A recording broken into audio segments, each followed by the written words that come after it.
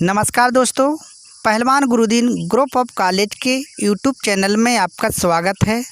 मैं रामलाल रैकवार, प्रवक्ता राजनीति विज्ञान, पहलवान गुरुदीन विधि महाविद्यालय पनारी ललितपुर। आज का हमारा अध्ययन का विषय है लोकमत या जनमत का अर्थ, परिभाषा एवं तत्व। आज का जो अध्ययन का विषय रखा गया है, लोकमत या जनमत क्या है। जनमत दो शब्दों से मिलकर बना है, जन तथा मत। जन का अर्थ होता है जनता का तथा मत का अर्थ होता है विचार। अतः सामान्य अर्थ में जनमत का अर्थ जनता के विचार से है, किंतु इतना कहने मात्र से जनता का वास्तविक अर्थ स्पष्ट नहीं होता। जनमत से आशय मनुष्यों के उन सामूहिक विचारों से होता है जो वे सार्वजनिक समस्याओं पर व्यक्त करते हैं। जनमत का यह अर्थ नहीं है कि देश की सारी जनता किसी विषय पर एक मत हो। उसी तरह बहुसंख्यकों के मत को भी जनमत की संख्या नहीं दी जा सकती। इस प्रकार जनमत के लिए ना तो सर्वसम्मति और ना बहुमत को आधार माना जा सकता है। हम जनमत की परिभाषा के आधार पर कह सकते हैं कि जनमत उसे कहते हैं जो विवेक और स्वार्थ रहित बुद्धि पर अवलंबित हो और जिसका लक्ष्य किसी जाति या वर्ग विशेष का हित न होकर सारे समाज का हित हो। जनमत जनता के बहुसंख्यक भाग का ऐसा मत है जो संपूर्ण समाज के हित के अनुकूल हो। वह मत ऐसा होना चाहिए कि अल्पसंख्यक वर्ग इससे असहमत होते हुए भी कम से कम अस्थायी रूप से इसे स्वीकार करने को तैयार हो। जनमत की प्रमुख परिभाषाएं। जनमत की परिभाषा देते हुए बिलोवी ने कहा है कि जनमत उन व्यक्तियों के विचारों का परिणाम होता है जो सामान्य हित से संबंधित समस्याओं पर निर्णय देते हैं। इसी प्रकार डॉक्टर बेनी प्रसाद ने अपनी परिभाषा में कहा है, जो मत लोक कल्याण की भावना से प्रेरित होता है उसे लोकमत या जनमत कहते हैं। डॉक्टर इकबाल नारायण ने जनमत की परिभाषा देते हुए कहा है कि जनमत सार्वजनिक मामलों पर जनता का वह मत है जो किसी मनुष्य अथवा वर्ग विशेष का न होकर जनसाधारण का हो, जो किसी क्षणिक आवेश का परिणाम न होकर स्थायी हो और जो जिसमें लोक कल्याण की भावना निहित हो। इसी प्रकार लोकमत की या जनमत की परिभाषा देते हुए प्रोफेसर डूब ने कहा है कि एक ही सामाजिक समूह के रूप में जनता की किसी प्रश्न या समस्या के प्रति रुख या विचार ही जनमत है। अतः परिभाषाओं के आधार पर या उसके निष्कर्ष के रूप में हम कह सकते हैं कि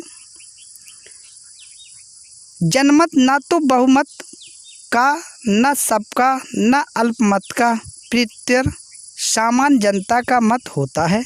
दूसरे वही जनमत कहा जाएगा जो विवेक या तर्क पर आधारित हो। तीसरे जनमत को जनमत तभी कहा जा सकता है जबकि उसमें सामान्य जनता के हितों का ध्यान रखा गया हो। अतः जनमत सामान्य जनता का विवेक एवं तर्क पर आधारित वह मत है जिसका उद्देश्य सारे समाज का कल्याण होता है। इस प्रकार जनमत में तीन बातों का होना जरूरी है। पहली जो बात है, प्रमुख बात, जनमत सामान्य जनता का मत होता है। दूसरा, यह बुद्धि और विवेक पर आधारित स्थायी मत होता है। तीसरा, जो इसका उद्देश्य सारे समाज का कल्याण होता है, ना कि व्यक्तियों के किसी एक वर्ग का। जनमत के अर्थ और परिभाषाओं के बाद हम जनमत के जो तत्व हैं, लोकमत या जनमत के जो प्रमुख तत्व हैं उनका अध्ययन करेंगे।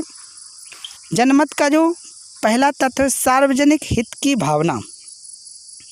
जनमत में लोगों के हित की बात अवश्य होनी चाहिए।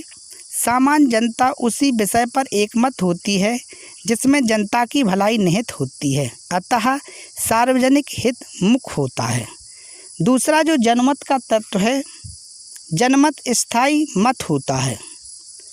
भावावेश में आकर किसी क्षणिक मत को चाहे वह कितने ही विशाल जन समूह द्वारा अभिव्यक्त क्यों न किया गया हो, लोकमत कहना ठीक नहीं है। लोकमत जनता का अपेक्षाकृत स्थायी मत होता है। यह तर्कपूर्ण पर विवेक और आधारित होने के कारण स्थायी होता है। लोकमत का जो अगला तत्व है व्यापक सहमति। जनमत की यह एक महान विशेषता है कि इसमें आप सहमति होनी चाहिए। आम सहमति से अभिप्राय है कि सब लोग एक बात पर सहमत हों। यदि सब लोग एक बात पर सहमत ना हो तो अधिक से अधिक लोगों को उस पर सहमत होना आवश्यक है। जनमत के तथ्यों के रूप में जो अगला तत्व है, जनमत सदा राज्य के कार्यों से ही संबंधित नहीं होता। जनमत इसके संबंध में कहा गया है कि जनमत का साधारण अर्थ यह है कि इसका संबंध सदा राज्य के कार्यों से होता है। जनमत कई बार समाज की बुराइयों को दूर करने के लिए भी बनाया जाता है। भारत में छुआछूत और दहेज प्रथा को समाप्त करने के लिए भी जनमत तैयार किया गया था। लोकमत या जनमत का जो अगला तत्व है, लोकतंत्र में जनमत को बढ़ावा मिलता है। इसमें कहा गया है कि चाहे सरकार किसी भी प्रकार की हो, जनमत सदा ही अपना कार्य करता है, परंतु लोकतंत्रीय सरकार में इसको विशेष स्थान दिया जाता है।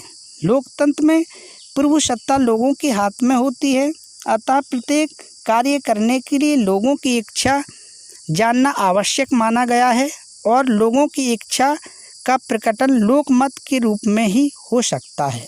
अतः आज का जो हमारा अध्ययन का विषय था, लोकमत या जनमत का अर्थ, परिभाषा और उसके तत्व, तो इसके विषय में अर्थ और परिभाषा और तथ्यों का एक संपूर्ण अध्ययन किया गया है। धन्यवाद।